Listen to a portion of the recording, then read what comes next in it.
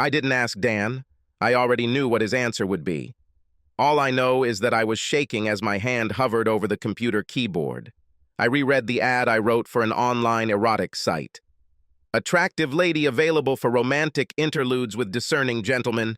It read. I pressed the send button. I put my face in my hands and burst into tears. My name is Dana.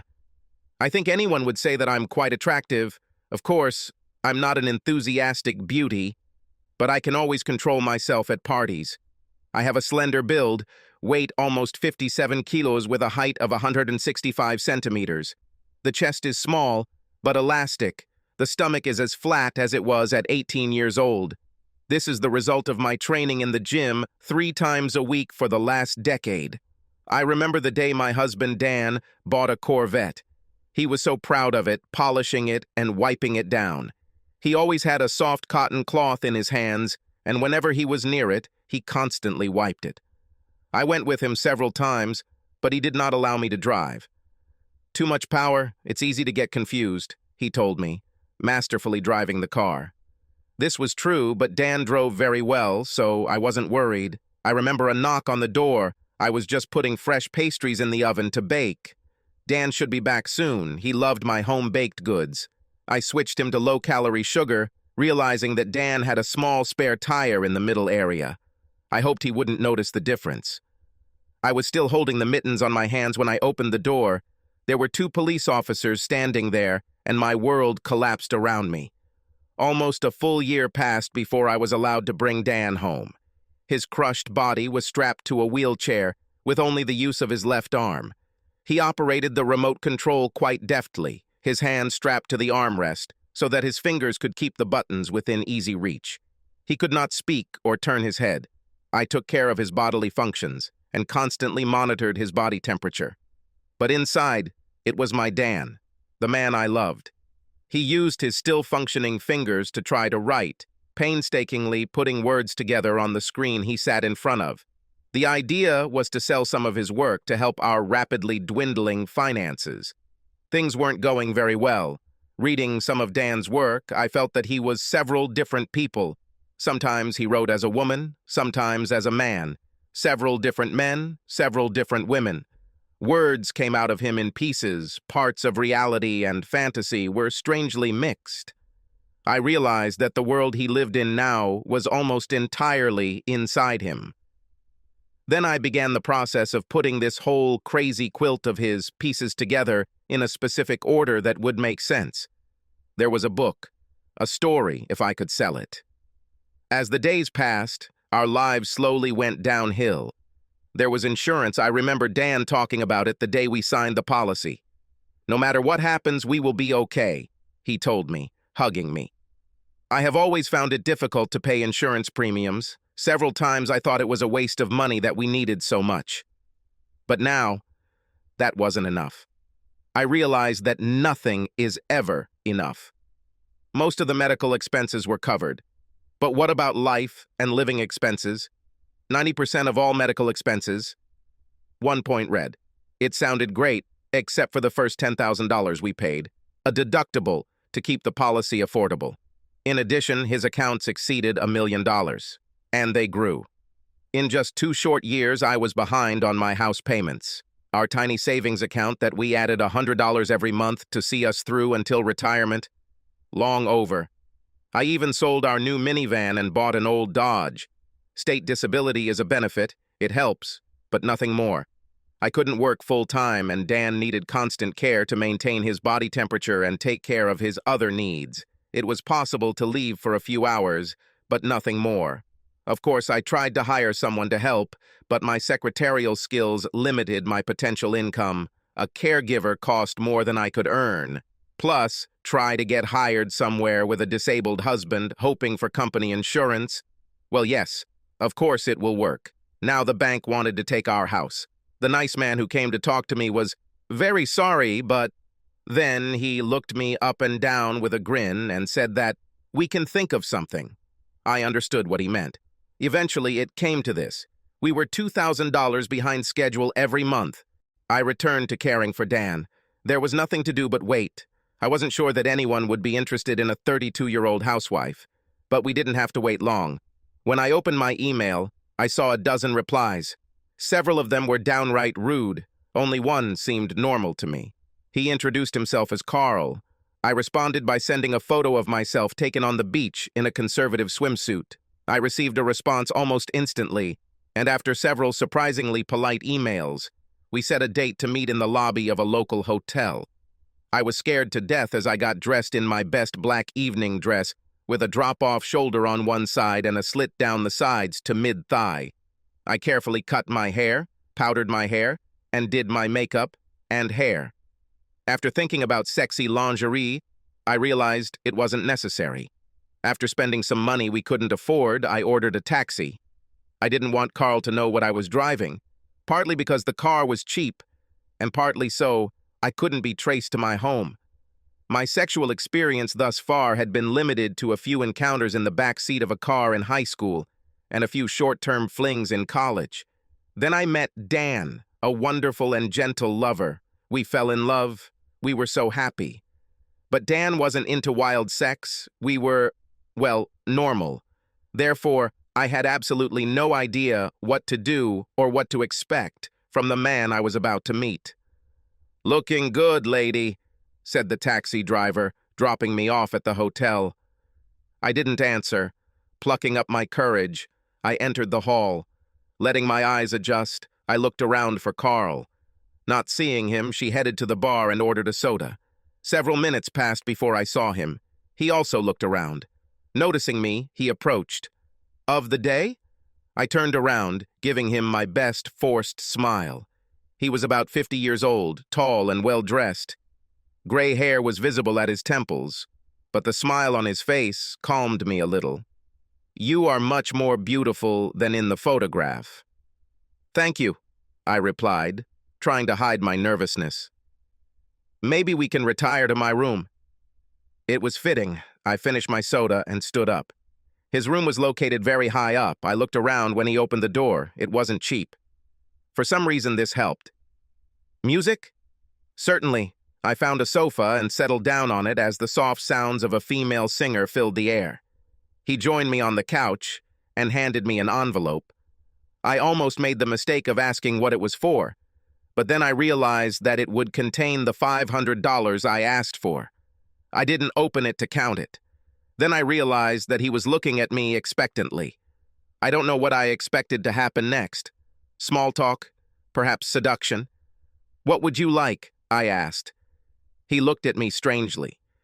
"Could you take off your clothes for me?" I hesitated. He looked at me strangely again. "Have you ever done this before?" "No." I burst into tears. I couldn't help myself. He hugged me and waited for me to stop. He looked awkward. "Look, we can just—" "No, I have to." She quickly stood up and pulled the strap off her shoulder. I unzipped and pulled down the dress. I was naked underneath. Carl smiled and looked down at me intently. I fought the urge to cross my arms over my chest and cover my groin with my palms. She just stood there and waited, letting him watch. He took his time and seemed to like what he saw. "I assume you will give caresses to my manhood below the belt?" "Yes." I knelt in front of him, struggling again.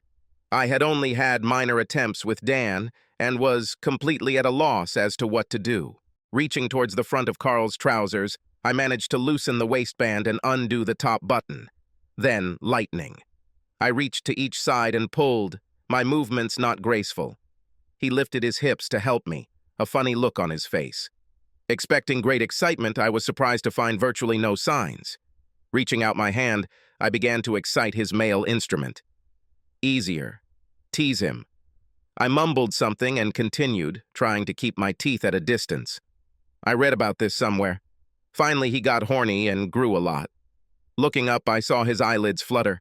I realized that he could reach climax. Carl reached down and stopped me before this happened. He pulled me towards the sofa and then pressed me from behind. He started feeling me, touching my breasts and kissing them. It seemed to me that my body was beginning to betray me. I felt how excitement was flooding me. I wanted to scream, but I couldn't. Carl's hand dropped to my groin area. Then I just relaxed and let him. I knew he could sense my arousal, and the thought made me blush. Then he took me. At first, my body seemed to shrink, but then I took a deep breath. I did it. I let it happen. I felt him pause to regain control. He was stretching out time, I knew. I was struggling to hold back my climax and was losing the battle. I fought to keep my mind focused on Dan, what this was for him, for us, not for me. Then all I could do was feel the sensations. My body, untouched for over a year, was burning. I know, I screamed as the first wave rolled over me, quickly followed by the second. I no longer allowed myself to be taken, I gave back. Then I felt Carl shudder. I realized that he had reached climax. Then I remembered the condoms I bought. They were still in my purse. Stupid of me. Carl exhaled and leaned back on the couch. I jumped up and went to the bathroom, washing off everything I could. God, that's the kind of professional I am, I thought. Returning naked to the living room, I reached for my dress. Carl sat there, also naked, and studied me while I changed my clothes. There was a satisfied expression on his face. "It was unusual," he said. "Thank you," I muttered. "You will master this. I guess this shows that I don't—" My voice trailed off. "Yes, it was fun. Do you have a business card?" I didn't have one. Finding a piece of paper, I wrote down my number. "I have several friends who would be interested in you," he told me. I simply nodded. "Not many of you girls are real." He grinned. "Good night," I told him, actually blushing as I headed for the door. On the way to the elevator, I counted the money in the envelope. Yes, $500. I put them in my purse. I caught a taxi on the street. The driver looked me up and down as I sat down. Having named the address, we drove out onto the road. Halfway there, I caught his eye in the mirror. "Are you working? God, is this already visible?" "Yes. There's no point in denying now." "How many?" I smiled at him. $500. $500? He exclaimed. "Not a damn thing. Too rich for me, lady. Maybe we can swap for trips?" I didn't answer. As we drove through the dark streets towards the house, I leaned my head against the window. A tear ran down my cheek. Yes, I'm a working girl. Even the driver could already notice it. Never in my previous life would I have even thought about allowing men to have sex with me for money. But sometimes life brings twists and turns. I allow men and some women to use the most intimate parts of me for their own satisfaction. Some try to be kind and loving, wanting me to reassure them of this. I quickly transform into a loving woman who idolizes them. I make them feel powerful, wanted. Some women look down on me. I hold my head high. Is their mink coat, diamond ring, or luxurious dinner any different from my envelope with money? I have a need to see it this way. It helps me think sensibly. Some men hire me to grab me and call me names, clinging to me not in passion, but in fear, even hatred. I become obedient. I do what they tell me. I was called a slut, a bitch, and other obscene names. These words are meant to put me down, to make someone else feel better than me, in their own world. I just let them use me, be in charge. But are they really better? They all do the same thing as me. The difference is that they have to pay me to do it at all. In truth, I think I may be a better person than the men and women who use me. Most would use me if I let them, but most can't, unless they pay. Otherwise, they wouldn't be good enough. I have to believe in it to continue. $500 for a quick hour of intimacy, if that's the correct term, seemed high to me. I was surprised that they were so willing to pay for it. Carl took me under his wing, so to speak. He became a kind of protector. Some would call him a pimp, but he wasn't. He didn't take anything from me that I didn't allow. He always paid. He also had business partners and mentioned me to some of them. Over time, I served several of his business partners. Soon they turned into a continuous blur of faces. I soon became numb to all the scenarios, all the illegal desires that I was hired to fulfill. I became very good at reading what the client wanted, a few simple changes in demeanor and body language, and their reaction would tell me what to do. I received $500 each time, plus Carl also paid me for taking care of his clients. Carl also invited me to his place every couple of weeks. I felt comfortable with him. He was the only one I allowed without a condom. The first time I simply forgot him. After that, the need disappeared. With him, I unmistakably reached climax. Somehow, even though I was being paid, Carl became my outlet for my body's needs. Otherwise, my life became about meeting Dan's needs and scheduling the next appointment. Financial improvements in Dan's life and my life came quickly. I got a loan from the bank and used some of the extra money to buy equipment that automatically monitored and regulated Dan's body temperature. I installed an alarm system in case something happens while I'm not home. One touch, and the home nurse can respond in minutes. These devices changed my life. Now I could go away for several hours instead of 2 or 3. I even bought a better car, a used one, but at least it wasn't beat up or noisy. My life became a routine. Get up, feed Dan, take care of his needs, then shower, and get ready for whoever was on my schedule. It seemed like almost every day there was someone on my schedule. Dan didn't seem to notice, or at least he never mentioned it to me. Although we often talked, he typed words, and I spoke to him. It took me 3 long years to pay off my medical bills, and during that same period, I paid off our house. All that remained were the current costs of treatment and accommodation. I remember the day the insurance ran out. Another sweet item in small print that came as an add-on and said, for a maximum of 5 years. Now I have accepted my fate. The tears over what I did for a living have long gone. It would be more correct to say that I have become numb. Only with Carl did I allow myself to relax. With the others, I screamed and dodged. I learned to pretend well. One day, when I arrived home from a meeting with a client, there was a white van parked outside my house. It was Connie, our home health nurse. We had an alarm installed that Dan could press if he needed help. I rushed inside, worried that something had happened. Connie was examining Dan's right leg, and she looked at me, looking me up and down, disapprovingly. I realized that she saw my too short skirt, too much neckline and too much makeup, and understood everything. I was probably blushing. What's happened? His finger and foot are infected. But how? He can't feel it. It looks like maybe he wrote on the screen that he was in pain. Dan was taken to the hospital, treated, and tested. Somehow, the feeling was returning to his legs. One of his toenails, which I had carelessly trimmed, became ingrown and infected. It was just lucky that he regained sensitivity and noticed it. My life and what I did was for him, but became my life and what I did for myself. I missed all the signs.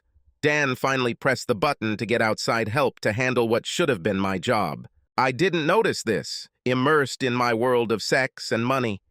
And then I realized that he knew too. I sat and cried for hours. After Dan returned home, I didn't go anywhere for several weeks. I spent all my time caring for and working with him. Then something else happened. One day I washed him and changed his bottle. He got a little excited, and I took care of it. Raising my head, I saw tears in his eyes. A few days later, I spoke with Carl, explaining that I was going to try to find a job.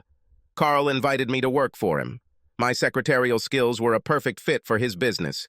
Besides, I don't want to lose you, he added. I knew what that meant, and I knew that my job would probably also involve caring for Carl and meeting his needs. Possibly my own, of course. The difference was obvious to me. I would have sex with one man I liked for money, or I could have sex with a whole bunch of men I didn't care about for money. At least that's what I thought at the time. I agreed to this job. I did well, and in more than 2 months Carl never asked it or suggested having sex. On some days, young women came and entered his office. I was just doing my job, not really missing sex. In addition, Carl paid me very well, and I became almost satisfied. My own desires took a back seat as my mind was occupied with all the new aspects of working full-time. One day I was typing up a series of sales reports on one of Carl's product lines when he called me. I grabbed my notepad, getting ready to write down the letter. "You won't need this," he said as I entered his office. "What?" And then I understood. Probably, somewhere in my fantasy world, I, again, became Dana, a conservative housewife. I put the notepad down and took a deep breath. Then I let a smile cover my face, preparing for what I thought would happen next. "Please sit down. I need to ask you something." Confused, I sat down. "Tonight, 3 clients are coming to my city. They will stay here for several days." I tried my best not to react. "They are Japanese, and they asked for personal entertainment?" The last question was, I knew what he wanted. "They asked you?" "Certainly." I managed to hide my sign. Carl nodded. "Thank you. I'll make it worth your effort." I smiled and returned to my desk. Japanese gentlemen would probably tip well, I thought. I sat and thought about it. Nothing special. Nothing I haven't done before. But I knew I didn't want this. I wanted to be at home with my man, living like the sweet conservative housewife I used to be. But I've already calculated that we're behind on the bills again. It's time to go to work. Yes, you can't know what this life is like until you live it like I did. I lowered my head into my hands, but there were no tears. They left me long ago. I'm Dana, a working girl. I myself took a step towards this, knowing that there was no turning back. Not really. You can hide, you can pretend. You can move, take your husband and try again in another city. The next man I meet will probably remember me. There were thousands of them, and I had nowhere to go. The end result will be the same. No matter what, I will always be who I am. I serve men for money. If you hire me, you are no better than me. In fact, you are just like me. I'm just letting you feel that it's different. So if you do that, you're just John. And I'm just a working girl.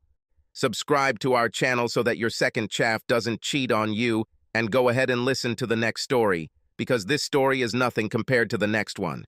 If you're under 18, don't even think about listening to the next one.